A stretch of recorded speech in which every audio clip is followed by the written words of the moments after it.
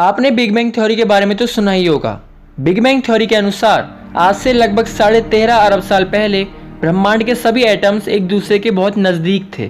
ये वो स्थिति थी जहां पर फिजिक्स के कोई भी नियम काम नहीं करते। इस अवस्था में अंतरिक्ष और टाइम का भी कोई अस्तित्व नहीं था। उस परिस्थिति में किसी अज्ञात कारण से अचानक एक विस्फोट हुआ जिससे ब्रह्मांड का जन्म हुआ और ब्रह्मांड का विस्तार होना शुरू हो गया। ब्रह्मांड के सारे पदार्थ एक दूसरे से दूर जाने लगे। इस विस्फोट को बिग बैंग कहा जाता है। उस समय ब्रह्मांड का तापमान इतना ज्यादा था कि उसे इमेजिन भी नहीं किया जा सकता। इस विस्फोट के बाद के 1 माइक्रोसेकंड को ब्लैंक टाइम कहा जाता है। इस अवस्था में ब्रह्मांड के सारे सब्सटेंसेस ग्लूऑन प्लाज्मा की अवस्था में थे, जिसके सारे कण गति कर रहे थे। जैसे जैसे ब्रह्मांड का विस्तार बढ़ता गया, उसका टेम्परेचर भी कम होता गया। ब्रह्मांड के तापमान में गिरावट और उसकी प्लाज्मा अवस्था बिग बैंग महाविस्फोट के बाद लगभग 3,80,000 सालों तक चलता रहा। अगर आप सोच रहे हैं कि ब्रह्मांड में बिग बैंग ब्लास्ट के वक्त बहुत रोशनी उत्पन्न हुई होगी तो आप गलत हैं, क्योंकि जब ये ब्लास्ट हुआ था तो टेम्परेचर भी अपनी चरम सीमा पर था, लेकिन सब कुछ अंधकार में था, रोशनी नहीं थी, क्योंकि ब्रह्मांड भी प्लाज्मा अवस्था में था और अभी तक ब्रह्मांड में कोई एटम नहीं था, इसलिए लाइट भी नहीं थी। ऐसा लगभग बिग बैंग ब्लास्ट के बाद 3,80,000 सालों तक चलता रहा।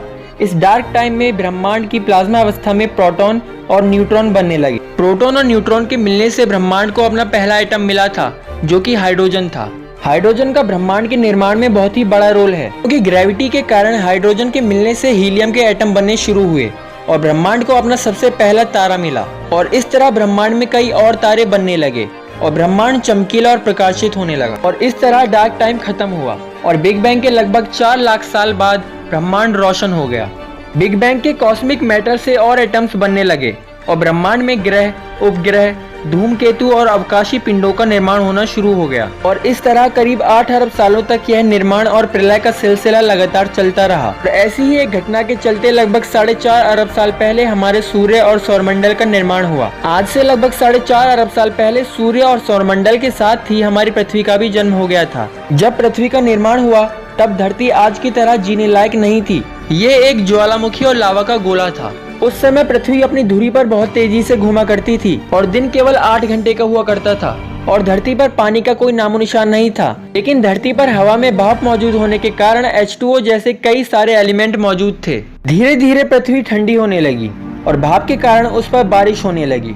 लाखों सालों से हो रही बारिश के कारण पृथ्वी पर जलाशय, समुद्र और नदियां बनने लगे और लगभग 3.5 अरब साल पहले पानी में हाइड्रोजन, ऑक्सीजन और कार्बन के मिलने से जीवन की चहल पहल शुरू होने लग गई।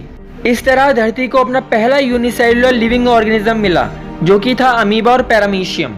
इन ऑर्गेनिजम्स की वजह से इवोल्यूशन के दौरान और भी बड़े बड़े ऑर्गेनिजम्स बनने लगे और धरती जीव जंतुओं से भर गई। वैज्ञानिकों का मानना है कि धरती की तरह किसी और दूसरे ग्रहों पर भी जीव रहते होंगे, जो या तो हमसे बुद्धिमान भी हो सकते हैं और हमसे कमजोर भी।